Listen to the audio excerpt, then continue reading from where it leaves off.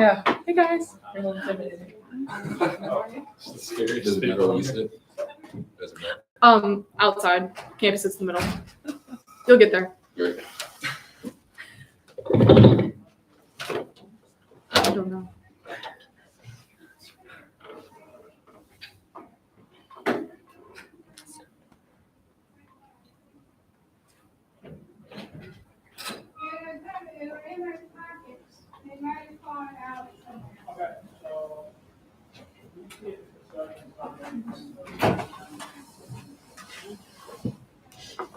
Zero assists. Shit. I said I had 0 assists, so I just don't pass. Oh, here we go.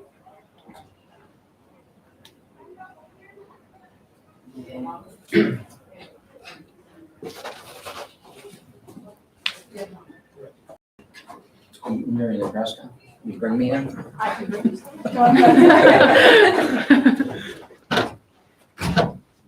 My mom always said, if you're gonna eat, you better bring some for everybody.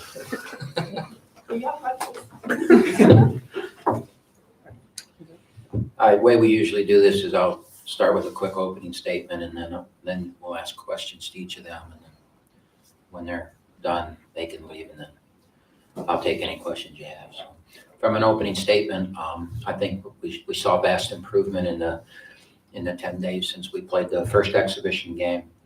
And that's not a surprise to me. That's what exhibition season's about. So I was pleased with that. If we had played with the same intensity and intelligence or lack of that we played with the first game, then I'd be really worried. But I think we made great strides tonight in getting better. And so that's what this part of the year is about. All right, so questions for these two. Jack, 3-point shooting is your thing. You've made about 10, 11 threes through the first 2 games. Just, what is the key? What is the mindset going into a game where, that's your job is to shoot threes? Yeah, I think it's just starts with like the mental preparation before the game and just always having a routine. I think that's something I've always focused on. And we do a lot of different stuff in practice, outside of practice, just to make sure I'm in the right mindset. And then we just have a really good system to where coach is able to give me a lot of wide open shots. So that just helps kind of the flow of the game after that. For DQ, we saw you run the point a little bit tonight. Is that something you feel like you're comfortable doing? Yeah, I think I'm comfortable playing any position on the floor. I mean, obviously I can't, but I'm capable of playing. I got the confidence to play any position. DQ, what was your outlook on rebounding? Once again, you had 12 points, 10 rebounds. Just kind of, as a guard, what is that mentality like getting to the paint, mixing up the big guys?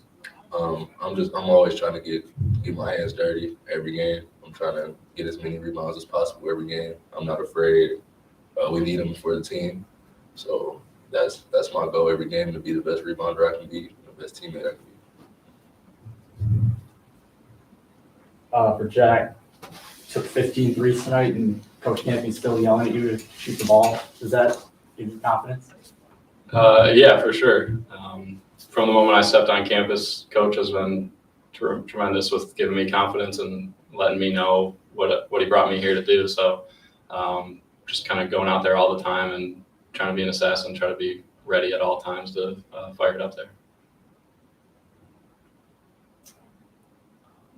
DQ, kind of on the defensive end, you guys seem to have a lot more ball pressure. You had a lot more steals, deflections this game. Just kind of, what is that? Once again, your mindset, going in, guard 94 feet if you have to. What is that? I mean, it's, like Jack said, preparation. Every day in practice, we're drilling it as hard as we can to make sure we get the right slides, make sure we are where we're supposed to be in certain situations. So, I mean, I'm still learning every day. So, but flying around, we definitely talked about flying around, being more aggressive on the ball and turning guys over. So, yeah. Any more questions for the student athletes? Thanks, guys. All right. Thank you. Thank you. Open up the questions for Coach Campy. Coach, we saw some man-to-man tonight? Is that something we can expect to see going forward? Well, the truth of the matter is you saw it because all our bigs are hurt. I mean, my God. For the last 5, 6 years, the injury bug is just killing us, and it's crazy. And, this was a game I thought Polk was going to be able to get a lot of minutes in. I was determined, no matter how he played and no matter the outcome of the game, to get him a lot of minutes, and I get here tonight, and he can't go. So now I'm going to get Cooper all those minutes, and he plays 26 seconds, and he's going to be out for a while now, it looks like. We're already, working on trying to get Baru back. I mean, there's three guys right there that,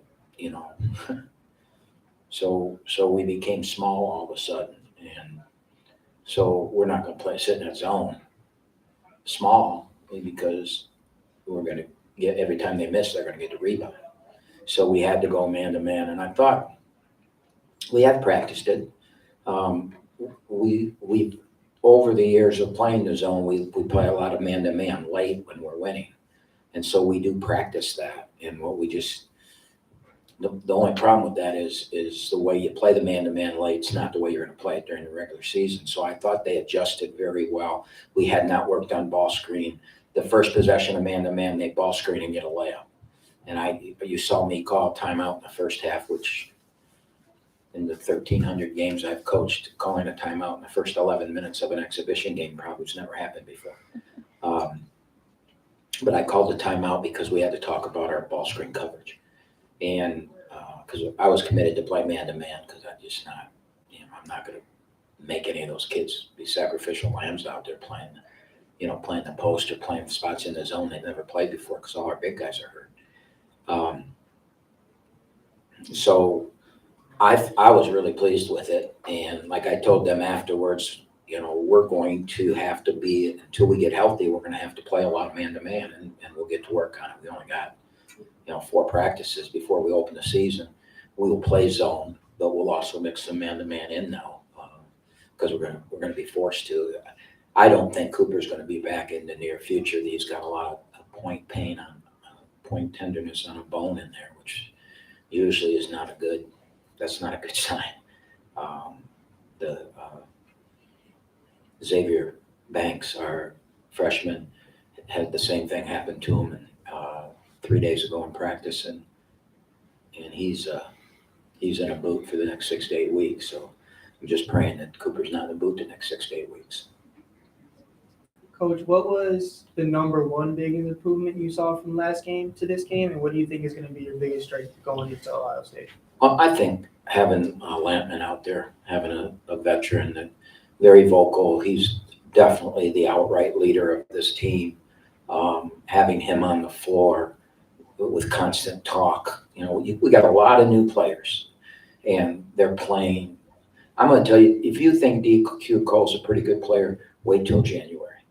I mean, this kid's going to be a really, really good player, but he's got to have some bad things happen to him. He's got to get the nerves out. I told him after the game today, I said, DQ, if I had to give a player the game, I'd give it to you, and you made 1 basket the whole game. You were 1 for 5 from the floor. You had a bad shooting night. You could tell he was frustrated. The 3 rattled in and came out. You could just see the look on his face. And I told him that what you gave us on a night that you didn't make a shot, you made 1 shot, you still got 12 points because you got to the free throw line. You got us 10 rebounds. You got us 2 assists. You didn't turn the ball over once. You blocked a shot. You did all kinds of stat stuffing things that helped the team win the game. And we have a lot of players. Tone Hunter's struggling to find his way. Going man-to-man is going to help him a lot because he missed the whole summer and he missed the zone and he's so far behind in the zone. Plus, he missed all the offensive work in the summer. And so, we brought Tone here to play the point. He had 4 assists and a turnover tonight in 14 minutes. 4 assists in 14 minutes is pretty impressive. If he plays, 34 minutes, that's 10 assists. So there were a lot of good things that happened tonight, and I think it's just playing games. You just got to play. We're not going to be very good for a while. We've got to be good the last week of November when we play Detroit. and we play Fort Wayne. We've got to improve and get better by the time we play those two teams. And we have a lot of talented players, and I'm expecting us to do that. How is the offense going to change with the big cert? Well, you really, in both exhibition games, you really didn't see what we're going to do offensively. That's the last thing I'm going to do is go out there and show we've got Ohio State and Illinois. And, you know, the last thing I'm going to do when we're playing games that don't matter is show them what we're going to try and do to them. We just ran a base dribble drive offense that we were awful in. I mean, it was awful. We did have a high efficiency rating tonight, but we're playing a Division II team. I mean, you're supposed to when you play a Division II team. Now, we didn't in the first game, but I think that had a lot to do with, you know, the lights coming on for the first time and so many new players and not being able to make a shot early and just panic. We never panicked tonight. Even though our offense wasn't run very well, even though we didn't, you know, there was no smoothness to it. We got out of Trey's way, and we got out of Golke's way, and we got out of Blake Latman's way, and we let those three guys go. And you know, so our offense is a work in progress. I do think come February, I think we could be an unbelievable offensive team. I still don't know defensively and rebounding, but I think we can be a really, really – we haven't shot the ball well yet, not in Italy and not here. And I believe we have shooters. I mean, Golke's 6 for 15, and I think he was 5 for 12 the first game. And I want him shooting 12 to 15 threes a game. And there's going to be a lot more games where he's 7 for 15 than 6 for 15, where he's 8 or 9 for 15 than 6 for 15. You know, he's a guy that can make shots. He's not affected by missing. There's a lot of players that I've coached that are affected by missing. They're either 6 for 12 or they're 2 for 12, right? And Jack's not that way. He's not affected by the last miss. And I've also seen him where he's 10 for 12, you know, and he will have games like that. And I guarantee he's going to get those shots because, as you saw, we ran a lot of plays to him tonight to get him shots. We have a lot more too. So Trey finished the game with 19 points and 15 alone in the first half. What are you guys going to have to do to find him more consistently as the game goes on? You know, the other night he didn't have many in the first half and he had a bunch in the second half. When you're winning, as a coach, you let the game flow more than when you're losing or a close game. If it were a close game or behind like it was the other night, now we're force-feeding the ball to him. Tonight, we just let the game flow offensively. I wanted to see some sets to Jack, you know, and some sets to Blake, and so we ran those. We also have late clock stuff that we haven't even put in yet, you know. The clock gets down below 15 seconds, and instead of tonight, we just spread out and one guy went one-on-one. Well, that ain't going to happen in the real season. And so we'll get to that this coming week. I thought we handled pressure pretty well. You know, our point guard play has to get better.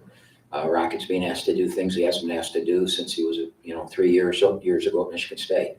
And it's going to take some time for him. But I thought Rocket did some really good things tonight. Got to the rim, played off 2 feet, got to the free throw line once, some things that we haven't seen him do. So our point guard play's got to get better. But in answering your question, we didn't need to go to Trey in the second half. And, hopefully there'll be a lot of games we don't need to go to him in the second half because we don't want to wear him out. We want him to be great in February.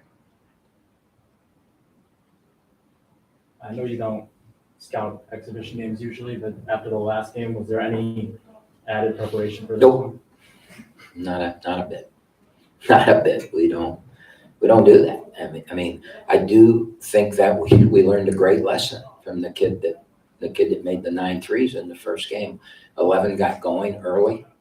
They were 4 or 6 from the 3 and they missed 10 in a row. And 11, got going, and I heard them talking to each other about 11. And then you could see that in the zone that we figured it out. And that when now Ohio State's got some guys that can really shoot, right?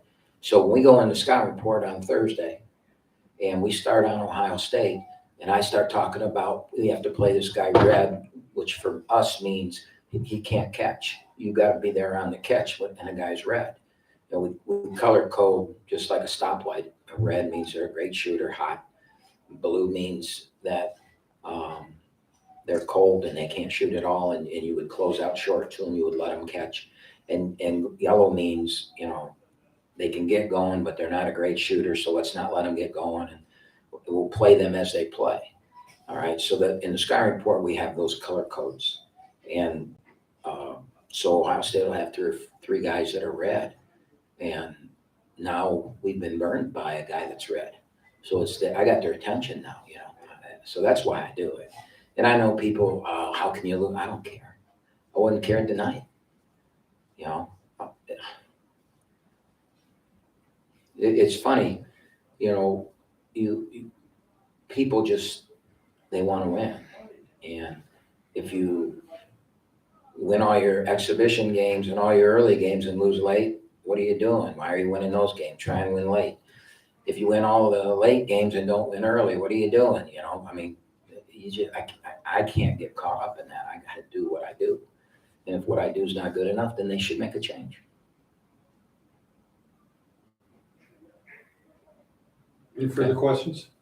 Final score prediction for the Lions? We're winning tonight. Any final score? I need Goff to throw 4 touchdown passes. There we go. He's my fantasy quarterback. Oh, okay. I'm down 20 points going into the game. Come on, Goff.